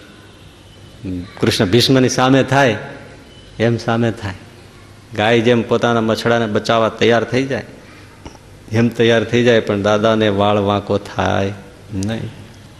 અને સૌથી જો વિચારો ને તો વાત્સલ્યની પરાકાષ્ઠા તો એ છે કે સૌ માવતરને શું હોય, મારો દીકરો પરણે. અને દાદાને જે બીજી વાર પરણાવવાનો પ્રસંગ છે એ વાત્સલ્યની મારી દ્રષ્ટિએ પરાકાષ્ઠા છે. કારણ કે બીજા બધા રક્ષણો આપણને થોડા લૌકિક માર્ગદર્શન આપે, પણ આ આખું લૌકિકમાં અલૌકિકમાં લૌકિકતા છે. દાદા ખાચરનું પુનર્લગ્ન, જીવા બાપુને એમ કે દાદાને હવે કોઈ વંશ નથી, પેલા લગ્નથી કોઈ સંતાન નથી, અને જીવા બાપુ મૂછમાં ઈશા કરે કે એને ક્યાં પાછળ છે કોઈ, એ ગોઠણ જેવી ઢાંકણી જેવું મીંડું છે, ગોઠણની ઢાંકણી જેવું મીંડું છે, પછી બધું આપણું જ છે. મહારાજ કે હું જો ખરો ભગવાન હોઉં તો દાદાને ફરી વાર પરણાવું, પણ તમારા હાથમાં કાંઈ આવવા ના દઉં. અને મહારાજ પછી દાદા ખાચરને કહે, દાદા તમે પુનર્લગ્ન કરો. ના મહારાજ, ઈચ્છા નથી. હવે આમાં આમ જો લૌકિકમાં અલૌકિકતા. હવે ભગવાન છે, કેટલાય વાંજિયાઓને દીકરા એના સાધુ નાનામાં નાના હોય એ આપતા હોય, તો ભગવાન સંકલ્પ કરે તેમનું જે લગ્ન છે પ્રથમ લગ્ન, એમાં દીકરા ના થાય, બીજું લગ્ન કરો. મહારાજે બહુ કહ્યું એટલે કીધું હું લગ્ન કરું, પણ તમે મારું રથનું ગાડું ચલાવો. તો મહારાજ કે કબૂલ છે. જો આ દીકરાને પરણાવવાનું બાપને જેવું વાત્સલ્ય હોય એવું, પણ છતાં એની વિશેષ શું છે મને આમાં બહુ ખબર નથી, પણ હું એવું માનું છું ત્યાં સુધી કે પોતાનો દીકરો પરણતો હોય ને તો વરનો બાપ પણ કોઈ દિવસ વરનું ગાડું ચલાવતો ન હોય, એ રાજાપાઠમાં ફરતો હોય. ગાડા તો બીજા જ ચલાવે, વરનું હોય ને એવું. હગો બાપ પણ ગાડું ન ચલાવે ત્યારે અનંત કોટી બ્રહ્માંડનો નાથ દાદાનું ગાડું ચલાવે. અનેક ગણું વાત્સલ્ય દેખાય છે ને, તમે જુઓ. વરનો બાપ નહીં અને બાપ જ છે ને દાદાના, અને બાપ દીકરાનો સંબંધ છે. આપણે ભજગોવિંદોમાં ક્યાંક આપણે કહ્યું છે કે દાદા ખાચર ને ભક્ત અને ભગવાનનો સંબંધ છે જ નહીં, બાપ દીકરાનો જ સંબંધ છે. બહુ મોટી વાત તો શું છે કે દાદા ખાચર બહુ નાના, અને ત્યારથી એમને જે શ્રીજી મહારાજ મળ્યા અને જે એમના પિતાશ્રી સોંપીને ગયા અને જે હેત થયું, પૂર્વની બધી વાતો છે એ તો અલગ જ છે, પણ આ અવસ્થાએ એમને જે શ્રીજીનું મુલાકાત મિલન થયું એનું આખું અંગ બંધાઈ ગયું. આજ મારા પિતા, આજ મારા બાપ. તો શ્રીજી મહારાજ દાદાને પરણાવવા માટે વરનું ગાડું પોતે ચલાવે, બહુ સારી વાત છે. એ પરણાવ્યા હોત પોતે તો એમાં કોઈ વાંધો નહોતો, પણ જો લૌકિકમાં અલૌકિકતા શું, સંતોને જાનમાં લીધા. આ કરવાની જરૂરી નહોતી. એવું ક્યાં દાદા ખાચર કીધું હતું કે મારી સાથે મારી જાનમાં સંતો આવે. દાદા ખાચર એવી મર્યાદાઓનો ઓલું કર્યું નથી કે મારી જાનમાં તમે ગાડું આપો અને બધા સંતો મારી જાનમાં આવે. એ જાનમાં આવા સંતોને જોડવાની એને વાત કરી જ નથી. કેવી મોટી આખી આમ પેલી બાબત કહેવાય. અને એ કેવા સંતો, એને કહ્યું હાલો જાનમાં દાદાને પરણાવ. અને એ બધા તૈયાર થયા. મુક્તાનંદ સ્વામી આવા બધા મોટા મોટા વૈરાગી, મહાવૈરાગી નિષ્કુળાનંદ સ્વામી આવા બધા. ખુદ પોતે સહજાનંદ સ્વામી કોઈ પરણતો હોય ભાગી જાય અને સાધુ કરનારા,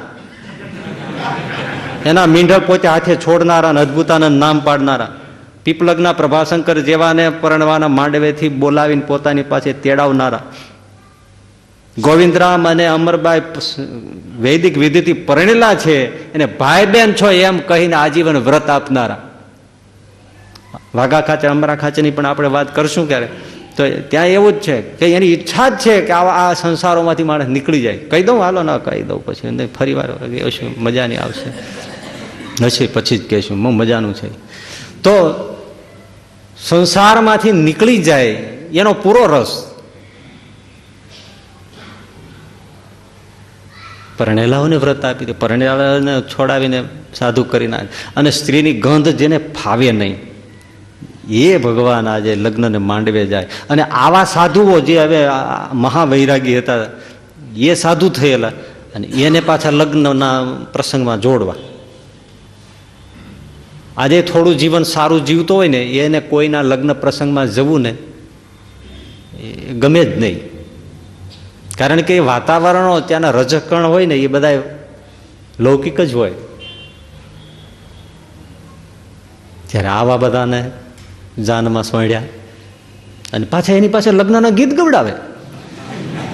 એક એક તમે જુઓ, પણ બધું શાના માટે થાય છે? કેવળ દાદા ખાચરના વાત્સલ્ય માટે થાય છે.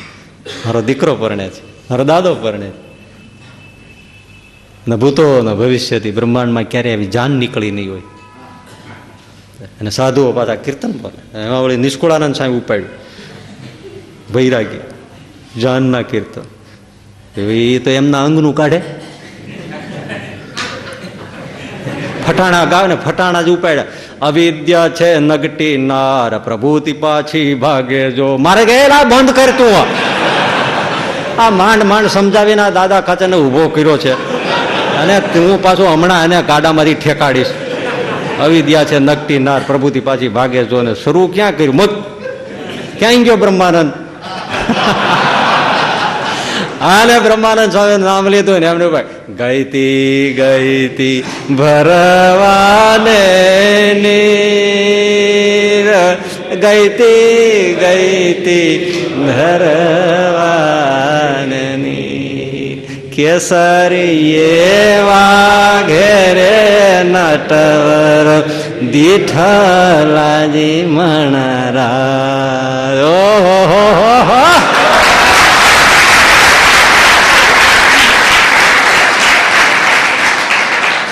કેવી કેવી વાત! તમને જોવા વાત્સલ્ય માટે કેવું થાય છે, એક દાદા ખાચર માટે થાય. આ સમર્પણ છે, આ પ્રેમ છે, આ વાત્સલ્ય છે. અને સામે તમે દાદા ખાચરને જોવો તો શ્રીજી મહારાજનો અગ્નિ સંસ્કાર થતો હોય ને દાદા ખાચરને પકડી રાખવા પડે, કૂદીને ચિતામાં પડી વયો ગયો, હવે બાપ વયો ગયો, હવે મારે નથી રહેવું, પકડી રાખવા પડે. ત્યારે ગોપાળાનંદ સ્વામી ક્યારે ક્યાં ભાઈ ગયા છે, આમ જાઓ બેઠકે જાવજી. ત્યાં ગયા, ત્યાં બેઠા છે. આવો દાદા આવો. આ વાત્સલ્ય છે. વાલા મને વશ કીધી વ્રજરાજ, પાલમ તારા પાલમ. સમજવા જેવી જ પંક્તિ, મંત્રરૂપ છે.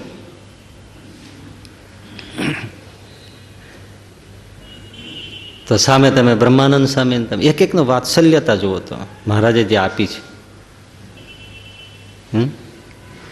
બ્રહ્માનંદ સ્વામી સાધુ થઈ ગયા સાધુ, અને પછી એમના સંબંધીઓ માતા પિતા શમુદાનજી, લાલુબા દેવી એ બધા આવ્યા. બીજા પણ ઘણા સંબંધીઓ બધા જ મારવાડથી આવ્યા. 8 થી 10 દિવસ સુધી દાદાના દરબારમાં સમજાવવાની વિષ્ટિ ચાલી છે કે કોઈ પણ હિસાબે બ્રહ્માનંદ સ્વામી પાછા આવે, અમારો લાડુ એ પાછો મોકલો. મહારાજ બસ જોયે રાખે, સાંભળે રાખે,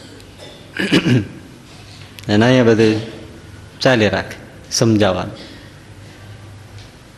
એમનું સગાઈ વાગદાન થઈ ગયું હોય, એ 2 કન્યાઓ પણ સાથે આવેલી, અને એ હઠ પકડીને બેઠા હતા કે અમે લઈને જ જઈએ. આવો પ્રસંગ બહુ લાંબુ છે એ આખું, પણ છેવટે તો પછી બધું બ્રહ્માનંદ સ્વામી કાવ્યથી ને સમજાવટથી પાર કરતા કરતા પછી પેલા લોકોને લાગ્યું કે આ પાછા કોઈ રીતે આવશે જ નહીં. પણ સ્ત્રી સહજ સ્વભાવ છે ને, એટલે જીવબા લાડુબાની બધા સભાની અંદર બ્રહ્માનંદ સ્વામીને બા બેઠેલા માં.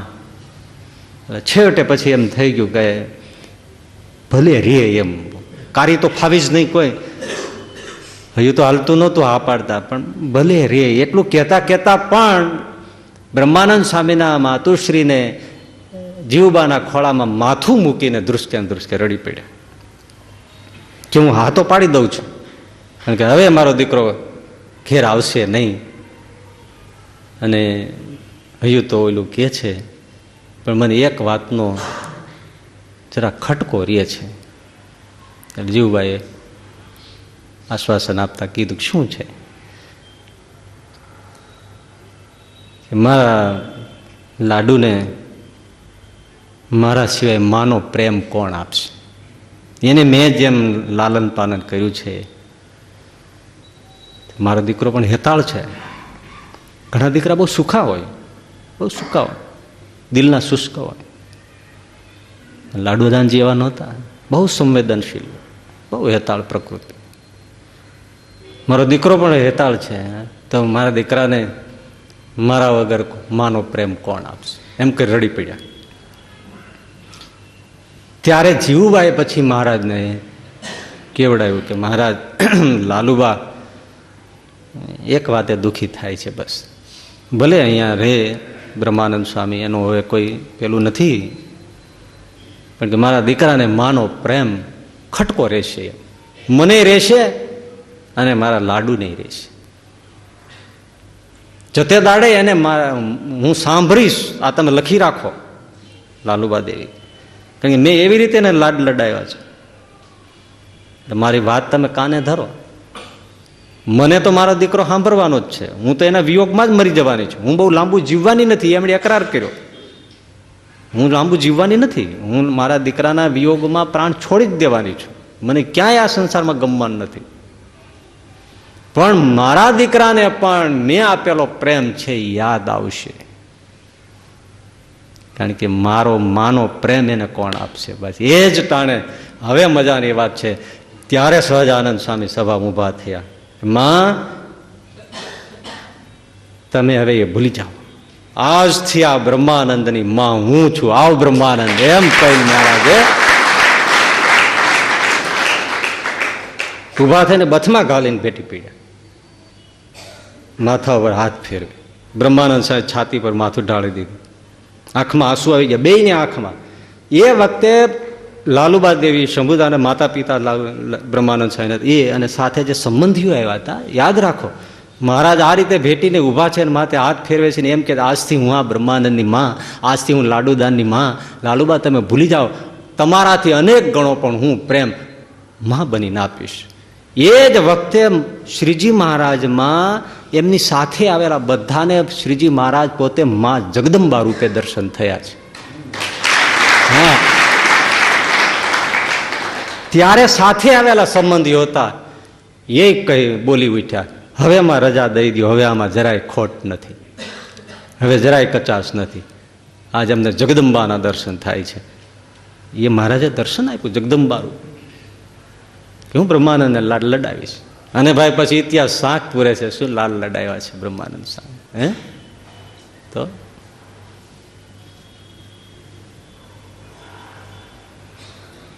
પછી વડતાલનું મંદિર થયું. એક બે પ્રસંગો જોઈ લઈએ. 3 વર્ષ સુધી બ્રહ્માનંદ સ્વામી મહેનત લીધી અને કેવું કમળાકાર વિશાળ મંદિર તૈયાર થયું. પ્રાણ પ્રતિષ્ઠા થઈ. શ્રીજી મહારાજે પોતાનું સ્વયંનું હરિકૃષ્ણ સ્વરૂપ અને લક્ષ્મીનારાયણ દેવ વગેરે પધરાવ્યા. પ્રતિષ્ઠા થઈ ગઈ. ધામધૂમથી ઉત્સવ સમયો થયો. અને શ્રીજી મહારાજને કોઈ એમ કહ્યું હશે એટલે કે હવે જે તે હોય તે, કોઈ ઘણું સારું કહેનારા હોય, નબળું કહેનારા હોય, કે બ્રહ્માનંદ સ્વામી તો અહીંયા ધણી થઈ જશે ને આમ ને તેમ, ઘણા બધા. આ બધી માયાનો તો કોઈ પાર નથી ભાઈ. આ રાજકારણ ક્યાં નથી કરી જતું એમ. મહારાજને કાને આવ્યું હશે, મહારાજને નહીં ગમ્યું હોય, પણ એ પૂર્ણાહુતિ ને બધો સભાનો એ માહોલ ને બધું, પછી બ્રહ્માનંદ સ્વામી તો બેઠા જ હોય. કેવી પ્રગલ્ભ મૂર્તિ હશે, કેવા બેઠા હશે, આમ ચિત્ર દોરો મનમાં. અને મહારાજે પછી બ્રહ્માનંદ સ્વામીને આમ જોઈને કીધું, બ્રહ્મમુનિ, હા મહારાજ, તમે અહીંયા મંદિરના કામમાં રોકાઈ ગયા, પણ અમારા કીર્તનોની સરવાણીઓ બંધ થઈ ગઈ છે. માટે તમે અમારી સાથે ગઢપુર ચાલો. ભલે મહારાજ. પૂજા લઈ આવું કે મંગાવી લઉં? હે? અને મહારાજે એવા કે નહીં, તમારા શિષ્યોને કયો કે પૂજા લેતા આવે. એમના સાધુ હતા, પૂજા લાવ્યા, ખલીચો મારી મહારાજની સાથે ચાલતા થઈ ગયા. સિંજીવાડા રાત રોકાણ. સાંભળજો, મહારાજનો ઉતારો તો એની રીતે ભક્તોને કોઈ ભાવને ઘેરે હોય, ઘણા સાધુઓ હોય, એટલે કોઈ જ્યાં જગ્યા મળી, જ્યાં વૃક્ષો, નદી, તળાવ, ગામનો ગોંદરો, ત્યાં બધા રાત રહી જાય. બ્રહ્માનંદ સ્વામી કોઈ જગ્યાએ એમ વિશ્રામ, એમાં સાધુઓ સાથે હશે, પણ બ્રહ્માનંદ સ્વામીને મનમાં ક્યાંય ચેન પડે નહીં. એક જ વસ્તુ કે મારાથી ભૂલ શું થઈ. થાય ને, સ્વાભાવિક છે કે આવી રીતે પગલું મહારાજને લેવું પડ્યું તો એમ એને નથી થતું કે મારા નખો જ જાય, કોઈ મારું ઊંધું ભરાયું એનું કોઈ કઈ સારું ન થાય, એની કોઠીએ દીવડે, એને ઘરને દીવડે ઉમરે દીવાઈ ન રહીએ, એવું બ્રહ્માનંદ સ્વામી નથી વિચાર્યું. પણ એમને એમ થયું કે મારી ભૂલ ક્યાં પડી ગઈ કે મહારાજને આવું પગલું લેવું પડ્યું કે તમે ચાલો. નથી હિસાબ સમજવાની વાત, નથી કંઈક કોઈને ભલામણની વાત, આ બધું આમનામ. તો આટલું મારાથી કંઈક ભૂલ થઈ ગઈ છે, નહીતર આવું તો કેમ કરે એમ. એટલે જ્યાં વિશ્રામ કર્યો હશે ત્યાં બ્રહ્માનંદ સ્વામીને ચેન નથી, રાત પડી છે. એ સિતાર લઈ અને પોતાની સ્વરચિત પદોમાં આરજુ વિનંતી, દિલનો પશ્ચાતાપ એ ગાય છે. ઘણા બધા કીર્તનો છે, પણ એ બધું આપણે લાંબુ કરવાની જરૂર નથી. એમ બ્રહ્માનંદ સ્વામીનું પાછું એ હતું કે એ વર્ણન કરે ને મૂર્તિને ધ્યારી અને એ જ્યારે ગાવા માંડે, એક બે કીર્તનો ગાય ન ગાય ત્યાં શ્રીજી મહારાજ સાક્ષાત દર્શન આપીને સામે ઊભા રહી જતા. હા, આ બ્રહ્માનંદ સ્વામીનું હતું. પણ આજ પાછા દર્શન આપતા નથી. એટલે બ્રહ્માનંદ સ્વામી નક્કી થઈ ગયું કે મારી કંઈક ભૂલ છે. એક પછી એક એવા વેદનાના, આરજુના, પશ્ચાતાપના ઘણા કીર્તનો રજૂ કર્યા. તમે દયાળુ છો, હું દયાની ભીખ માગું છું, તમે માલિક છો, અમે તો બાળક કહેવાય, ઘણું ઘણું બધું કીધું, પણ દર્શન થયા જ નહીં. આખી રાત આમનામ ગઈ. છેવટે પછી એ સવારનો પહોર થવાની વાર છે, હજી તો બ્રાહ્મ મુહૂર્ત, એટલે 4:00 વાગ્યાનો સમય છે, અને બ્રહ્માનંદ સ્વામીને થઈ ગઈ. અને એ યાદ આવ્યું. પછી એમણે જે સ્વર તાત્કાલિક શીઘ્ર કવિ છે ને, આ સિંજીવાડામાં ગામ છે ને, સિંજીવાડા, ત્યાં બનેલી આ ઘટના છે, એકદમ ઐતિહાસિક છે. અને પછી એમણે સ્વરચિત બ્રાહ્મ મુહૂર્તમાં 4 વાગે આ પ્રભાતી કીર્તન ઉપાડ્યું. અધમ ઉદાહરણ અવિનાશી તારા એ બિરુદની બલિહારી રે, અધમ ઉદાહરણ અવિનાશી. હવે બ્રહ્માનંદ સ્વામી કે ચોધારાશે રડતા રડતા કે ભરી સભામાં ભૂધરજી તમે માડી થયા છો મારી રે, બેટાને હેતે બોલાવો એ અવગુણિયા વિસારી રે, અધમ ઉદાહરણ અવિનાશી તારા. જેવો તેવો તો એ પુત્ર તમારો અણસમજું અહંકારી રે, પેટ પડ્યો તે અવશ્ય પાળવો એ વાલમ જુઓ ને વિચારી રે, અધમ ઉદાહરણ અવિનાશ. ભાઈ એ બિરુદ અને એ વાત, અને પછી પોતાને પશ્ચાતાપ હતો, અને એ રડતા ચોધારાશે રડતા રડતા આંખ બંધ, અને જ્યાં આ વેદનાથી ગાય છે એ જ વખતે મહારાજ આવ્યા.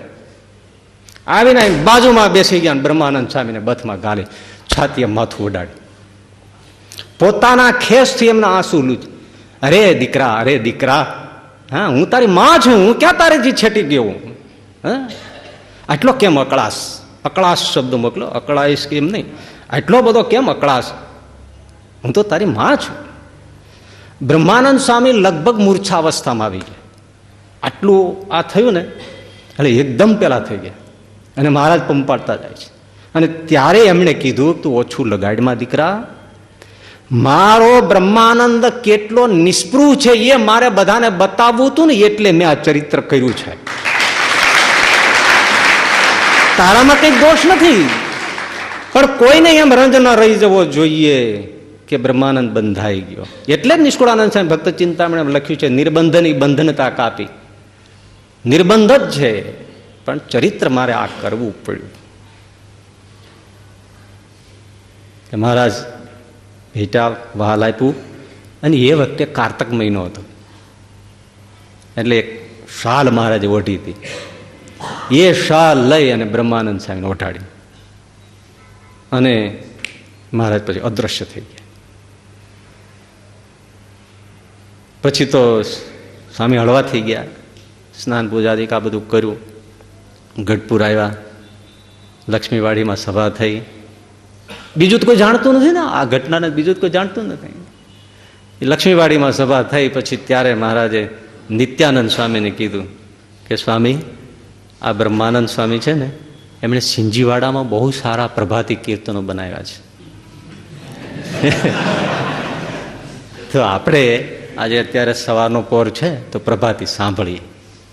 અને પછી એ બ્રહ્માનંદ સ્વામી ફરીથી એ અધમ ઉદાહરણ અને મનમોહન સુંદરવર મારા એ બે પદો ત્યાં મહારાજને સંભળાયા છે. કહેવાનું જો વાત્સલ્ય જો બ્રહ્માનંદ સ્વામી, હે ને. હા, હજી એક બે પ્રસંગો તમને કહી દઉં. બ્રહ્માનંદ સ્વામીને પછી મહારાજે જુનાગઢ મંદિરમાં બાંધવામાં મોકલેલા, બાંધકામ માટે. રાજ રજવાડાની રીત રસમ બ્રહ્માનંદ સ્વામી જે રીતે ઉકેલે એ બીજા કોઈ ઉકેલી ના શકે. ઘણી બધી નાગરોની ઉપાધિ, પણ બ્રહ્માનંદ સ્વામી ભુજથી ભણીને આવતા આવતા જુનાગઢ આવેલા, નવાબના દીકરા, એમને બ્રહ્માનંદ સ્વામી સંગીત શીખવાડતા. ત્યારે એટલે બ્રહ્માનંદ સ્વામીને પેલી દોસ્તી, અને સેજે રાજા મહારાજાઓ અને ચારણ કવિઓ એ લગભગ એક ભાણે ખાનારા. સાચું ખોટું? એક ભાણે ખાનારા. એ દરબારો ચારણ તમને ખબર ન પડે. જો તમે ચારણ કવિ હોય, આ બંધુ હોય, એને તમે શણગારી દો અને રાજા શણગારે, બે સાથે નીકળે ભર બજારે, તો તમે કળી ન શકો કે આમાં રાજા કોણ છે. એવું એમને વ્યવહાર. અને એ ચારણ કવિઓ બે તુક ગમે તે હોય, રાજા મહારાજ ચમરબંધી હોય તો એને મોઢે કહેનારા. અને એ સમજદાર રાજવીઓ પાછા એને રાખતા, કારણ કે ભૂલ થાય ને ત્યારે આ જ કહી શકે. અને કવિતામાં એવી રીતે રમતા રમતા કહી દે તો રાજા જાગી જાય. એવા ઘણાને ભૂલા પડેલા ને જગાડ્યા છે. મહારાણા પ્રતાપે એકવાર સમર્પિત થઈ જવાનું અકબર સામે વિચાર કરી જ લીધો હતો ને, ત્યારે બીજા કવિરાજે એમને ચેતવી દીધા હતા કે તમે આવી રીતે જો એક વેણ ઉચ્ચારી નાખો તો અમારે મોઢું કોને બતાવવું એમ. મહારાણા સમજી ગયા હતા. એટલે આ બહુ બહુ ચતુર. અને નવાબના રાજકુંવરને એમણે એ વખતે સંગીત શીખવાડેલું, અને વર્ષો પછી પછી તો ઓલા નવાબ ગુજરી ગયા, અને એના શાહજાદા જેને સંગીત શીખવાડ્યું હતું એ રાજગાદી ઉપર હતા, અને આ મંદિરનું કામ પડતું હતું. અને પછી એને મળવા માટે કચેરીમાં જાય છે બ્રહ્માનંદ સ્વામી. કહ્યું કે એક ફકીર સ્વામિનારાયણના સાધુ એ તમને મળવા આવે છે. એને ખબર નથી કે મારી પાસે જે લાડુદાનજી હતા એ આજે બ્રહ્માનંદ છે ને એ આજ મને મળવા આવે છે. એ પેલા નવાબને ખબર નથી. અને કચેરીમાં એ પ્રગલ્ભ મૂર્તિ બ્રહ્માનંદ સ્વામી આવ્યા કે આ વિરોધ સમવો જોઈએ, મંદિર થવું જ જોઈએ. પણ બ્રહ્માનંદ સ્વામી જેમાં પગલાં માંડ્યા એટલે ઉભા થઈ ગયા ને જોઈ જ રહ્યા. સામે ચાલીને સન્માન આપ્યું, અને પહેલું વેણ એ જ મૂક્યું, આપ લાડુદાન તો નહીં, और तुमने फकीर क्यों हो गया, तुमने फकीरी क्यों ली. અને ત્યારે ઉભા ઉભા બ્રહ્માનંદ આ પદની રચના કે દિલ લાગા હમારા ફકીરી સે ફકીરી સે ફકીરી સે દિલ લાગા હમારા ફકીરી સે. અરે બ્રહ્મ મુનિ, જો ચાહો મદદ આપકે લીએ તૈયાર હૈ. આમ બ્રહ્માનંદ સ્વામી કામ કરતા. પણ મારે કહેવાની વાત એ છે કે એ ત્યાં બ્રહ્માનંદ સ્વામી મોકલ્યા, પણ જીવડો બ્રહ્માનંદ સ્વામી કરતા સહજાનંદ સ્વામીનો વધારે બ્રહ્માનંદ બ્રહ્માનંદ બ્રહ્માનંદ બ્રહ્માનંદ કરતો.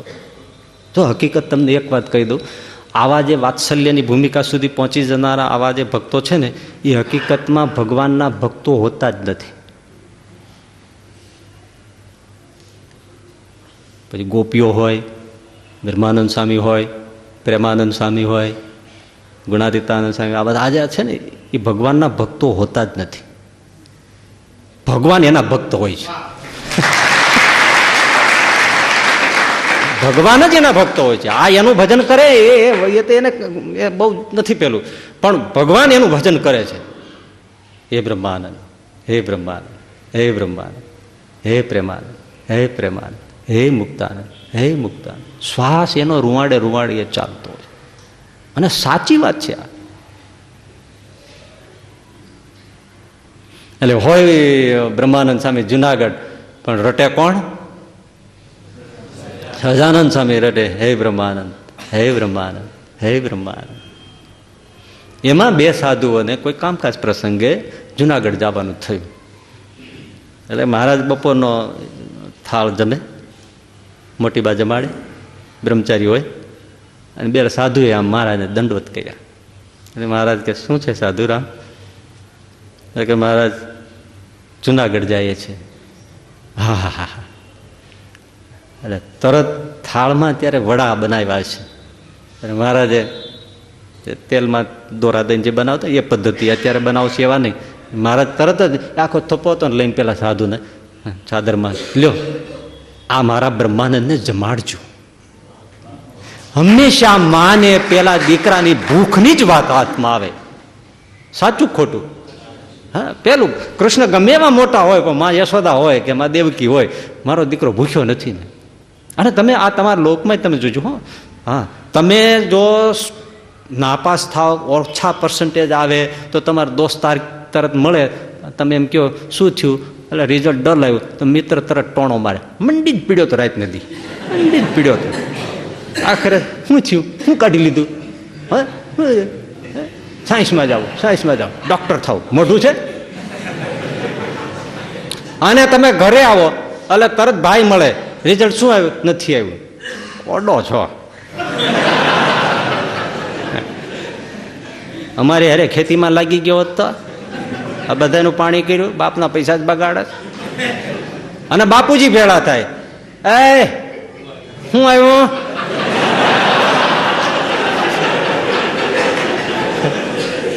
એટલે હેઠું જોઈ જાય. હા, ખબર જ હોય, ખબર જ હોય.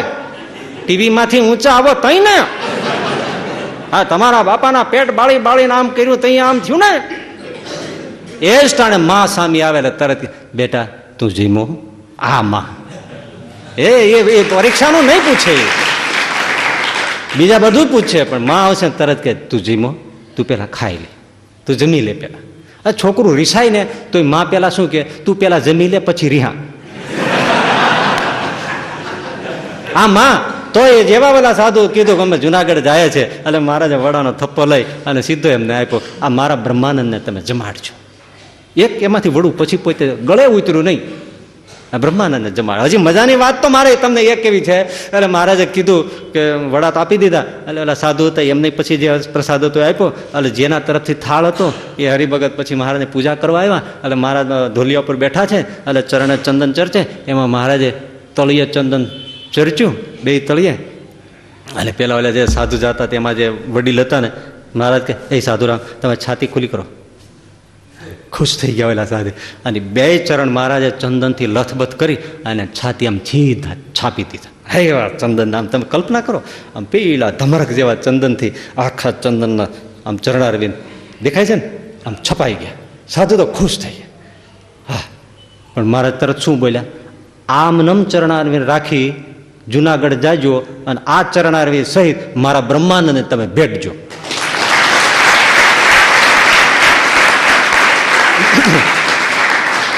ઓલો સાધુ છે ને એને તો મુશ્કેલી જ ઊભી થઈ ગઈ. એ કે મહારાજ આ નાયે તત વયું જાય, ચંદન છે આ તો મહારાજ, તમે કહો છો કે આનો ચંદન આવી રીતે આ ચરણારવિંદ છે એ તમે લઈ અને બ્રહ્માનંદને ભેટજો. હાલીને જવાનું મહારાજ 3 દી થાય 4 દી થાય, તો નાવા જઈએ, દિવસમાં 2 વાર નાવાનું થાય, તળાવમાં પડવાનું. મહારાજ ચંદન તો ક્યાંય વ્યૂ જાય. મહારાજ કે નહીં નાજો, નાવાનું નહીં, પણ આ ચરણારવિંદ મારા બ્રહ્માનંદને ભેટવા જોઈએ. જાઓ, નહીં નાવ, 3 દી નહીં નાવ, જાઓ, સ્નાન બંધ. અને ઓલા સાધુ ફરજિયાત ન નાયા, નાયા તો ચંદન જતું રહી, ચરણારવિંદ જતા રહી. એમને પહોંચ્યા, સુવે તો આમ છતાં હુએ જા, વયું ન જાય. પછી ઓલા સાધુને ખબર પડી કે આ તો સજા થઈ છે. ઓલો અખંડ એમને 3 દિન 3 રાત એમને સાચવી ત્યાં જુનાગઢ પહોંચ્યા. સીધા બ્રહ્માનંદ સ્વામી પાસે ગયા. મંદિરનું કામકાજ ચાલતું છે અને બધાને વાત કરી અને તરત બ્રહ્માનંદ સ્વામીને કીધું કે આવી રીતે છે, તમે આવીને મારા બાપલા ભેટી લ્યો એટલે હું નાવા ભેળો થાવ. બ્રહ્માનંદ સ્વામી દોટ મૂકી ચરણારવિંદમાં એને છાતીમાં લઈને ભેટ્યા. અને બ્રહ્માનંદ સ્વામીને જે હૈયામાં આનંદના શેરડા અહીંયા ફૂટ્યા એમ લાગતા હતા, પણ હકીકતમાં દાદાના દરબારમાં સહજાનંદ સ્વામીના હૈયામાં શેરડા પડતા. આવું વાત્સલ્ય. હવે ઇન શોર્ટ કે સ્વધામ પધારવાની મહારાજે ઘોષણા કરી દીધી. બ્રહ્માનંદ સ્વામીને મોકલ્યા પરાણે કે હવે તમે જુનાગઢ જાઓ. એક પ્રસંગ તો આપ જાણો છો બધું. અને થોડુંક મહારાજને સારું હતું એ દરમિયાન પછી મહારાજ સંતોની પંક્તિ કરી. બધા સંતો આવી જ ગયા છે ત્યાં. અને જીવબાના ઓરડાની ઓસરીમાં 3જા નંબરની થાંભલીએ બ્રહ્માનંદ સ્વામી બેસતા. બ્રહ્માનંદ સ્વામી ન હોય ત્યારે એ થાંભલીએ કોઈ સાધુ બેસતા નહીં, બ્રહ્માનંદ સ્વામી જ બેસે. અને આજ મહારાજ છેલ્લી વાર સંતોની પંક્તિમાં પીરસવા નીકળ્યા છે. પછી ક્યારેય પીરસવા નથી આવ્યા, આવવાના પણ નહોતા, લીલા સંકેલવાના હતા. બહુ કરુણ પ્રસંગ છે ભાઈ. આ બહુ આમ હું તો બહુ પકડીને મારે, હું હકીકતમાં કહું, હસતું મોઢું રાખીને વાત કરું છું. આ કથાઓ કંઈ કહી શકાય એવી છે? પણ હું આમ ભાંગી ન પડું ને એટલે હસતું મોઢું રાખીને વાતો કરું છું. એ 3જી થાંભલીએ પીરસતા મહારાજ આવ્યા અને શ્રીજી મારા ઢગલો થઈને બેસી ગયા. આંખમાંથી બોર જેવડા આંસુ. મારો બ્રહ્માનંદ આજ અહીંયા હોતો એને જમાડત, આજે હું ક્યાં જમાડું? એમ મહારાજ રડી પડ્યા છે. અને હવે છેલ્લો પ્રસંગ સાંભળો. હવે તો બહુ ગણતરીના દિવસો કહી શકાય સ્વધામ જવાના મહારાજના. જીવબા મહારાજને મળ્યા છે. એ બધી એમની વાતો હોય મોટી વાત તરીકે, એમ નહીં હોય મારે શું કરવું એમ. તમે વિયા જાઓ તો મારે શું? કારણ કે તમે સમજી શકો છો કે પુરુષો કરતાં પણ સ્ત્રીઓની વેદના તો અનેક ગણી પેલી હોય. એટલે એમને પણ ભલામણ એમના માટેની હોય. એ આપણે પ્રેમાનંદ સ્વામીના પ્રસંગમાં આપણે કદાચ લઈશું. પણ બ્રહ્માનંદ સ્વામીની આ જે અમુક ભલામણો કરી જીવબાને, તમે આટલું કરજો, તમે આટલું કરજો, તમે આ કરજો, તમે આ કરજો, એ બધું કીધું. એમાં એક વાત જે મૂકી છે ને એ આપણે જેની હશે એની આપણે કહીશું. પણ આ વાત ભલામણ કરતા એક કીધું. સાંભળો, બ્રહ્માનંદ સ્વામી જ્યારે ગઢડામાં હોય, બ્રહ્માનંદ સ્વામી જ્યારે ગઢડામાં હોય ત્યારે જીવબા તમે એમને મારી યાદી આપીને દૂધ પીવડાવજો. જો છે ને ભરી સભામાં ભૂદરજી તમે માળી થયા છો, મારી યાદી આપજો. અને જ્યારે ગઢડામાં હોય ત્યારે તમે દૂધ પીવડાવજો. આ વત્સલતા, આ વાત્સલ્ય. અને પછી બ્રહ્માનંદ સ્વામી આવ્યા છે. પછી જીવબા એમનું વચન તો મહારાજનું પાળે જ, પણ એ દૂધ ભરીને એ જ થાંભલીએ બેસાડે. જીવબા એમના જ ઓરડા હતા, એ જ થાંભલીએ બેસાડે અને સરસ મજાનું દૂધ બનાવી અને બ્રહ્માનંદ સ્વામીને પત્રમાં આપે. એક બાજુ બ્રહ્માનંદ સ્વામી એક આંખમાં હરખનો આંસુ હોય અને બીજી આંખમાં દુઃખનો આંસુ હોય. હરખનો એ કે મને બાપ કહેતા ગયા કે આને દૂધ પીવડે, એ સ્મૃતિ થાય કે જતા એને મને યાદ કર્યો છે. અને શોક એ થાય કે છેલ્લે જ્યારે પીરસવાનો હતો ત્યારે હું નહોતો.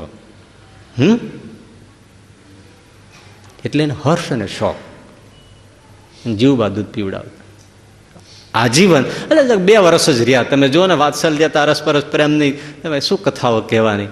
2 વર્ષ જ. શ્રીજી મહારાજ 86માં ગયા, 88માં બ્રહ્માનંદ સ્વામી ધામમાં પધારી ગયા.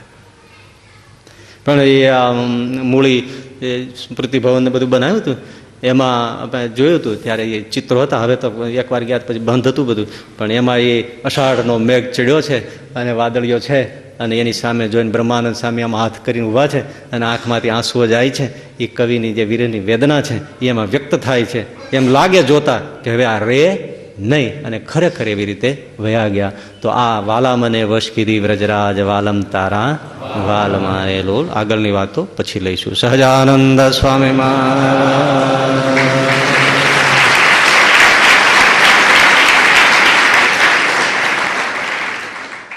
વાલા ભક્તજનો, જય સ્વામિનારાયણ.